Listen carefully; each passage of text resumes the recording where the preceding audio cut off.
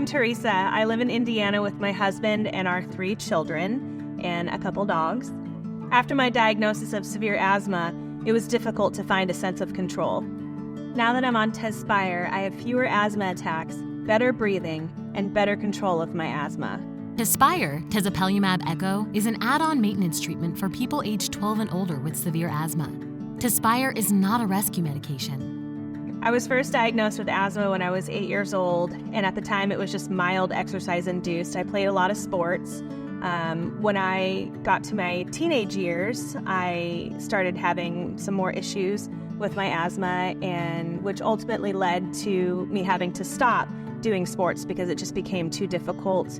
And I received the severe asthma diagnosis when I was 25. My experiences growing up with asthma led me to a pretty easy career choice to become a respiratory therapist.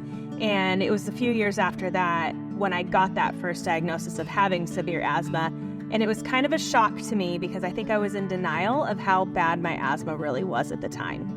Over time, as my symptoms kept getting worse, I didn't want to acknowledge how severe my asthma was getting because even though I would end up in the hospital, I wasn't always getting intubated, so I didn't think it was as severe as it actually really was.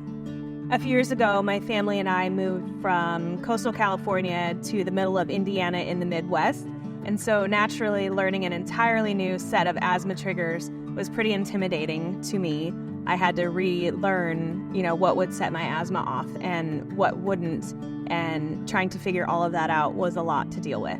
Some of the biggest triggers I was not anticipating when moving to Indiana was the drastic temperature swings, going from being very, very cold and even snowing in the morning to being very, very warm and humid in the afternoon all in the same day, and having to figure out how to manage my symptoms and stay on top of things was way more difficult than I ever thought it would be.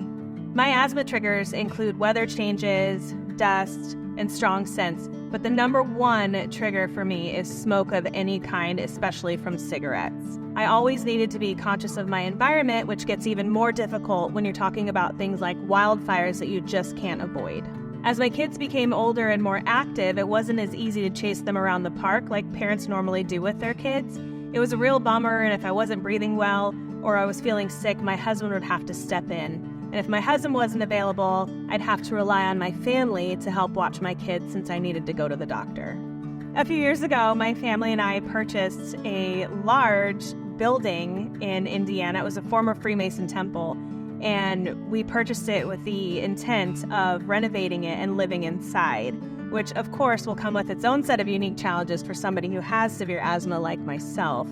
I was not able to help with a lot of the renovations, and there would be places I couldn't go in the building when my husband was tearing down walls or things like that because of the dust, which is a major trigger for me. I was terrified to find a new specialist after moving to Indiana because I had such an amazing medical team back in California. I had a wonderful pulmonologist and family doctor, so naturally moving across the country and having to start all over was a huge concern for me.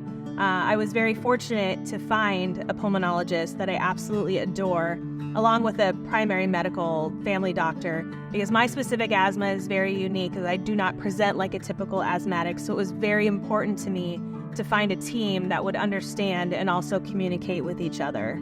I'm a big proponent of note-taking during appointments. I also keep a running list of questions on my phone that I want to discuss with my specialist at my next appointment. I like planning ahead and bringing a list of questions with me because I want to come prepared. Being assertive and asking my specialist to explain each option and medication has really helped me make informed decisions.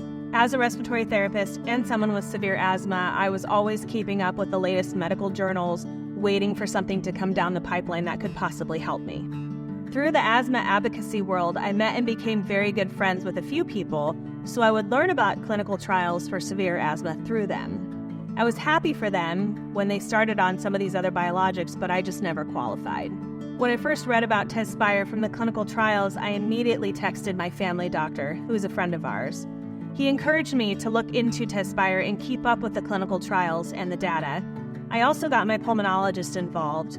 My pulmonologist actually called me on the day that Tezspire was FDA approved. I'll never forget the phone call when my pulmonologist called me when Tezspire became available, and and he said it was my turn and to come and get the first injection. The night before my first appointment, I didn't sleep at all. I was like a kid going to Disneyland the next day. And because I was the first in the hospital system to receive Tezspire, other healthcare professionals were curious and wanted to be there, so there were other doctors in the room. When I got the injection, I had no idea how it would work out for me, but I was ready for a change. My husband was the one who noticed a change before I did. He said to me one morning, "You're not waking up coughing as much as you used to." And it took me a minute because my entire life I've coughed. I've woken up coughing every day. I've gone to bed coughing. But for the first time in a long time, I just wasn't coughing as much. So that was the first sign of improvement for me. Before starting Tezspire, I would get short of breath just talking at work. And after continuing to take Tezspire, I noticed my breathing felt easier. I also play guitar and sing, and after the third dose, I no longer had to take little breaths in between while singing songs. I could also go up a flight of stairs without breathing so hard. And this has been my experience. Before I was on Tezspire, my severe asthma really limited my life. I wasn't able to do the things I wanted to do. I got really good at hiding my symptoms and not letting anybody know when I was short of breath, which was very difficult. I'll always be careful, but now I don't have to avoid the situations as often anymore, and that gives me hope. I take a biologic for another condition, so I'm used to monthly injections.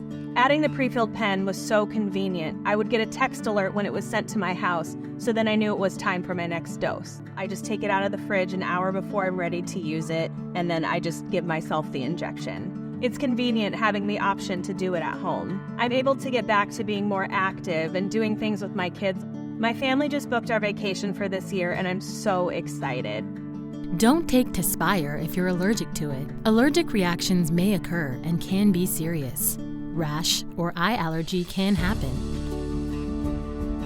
Don't stop your asthma treatments unless your doctor tells you to.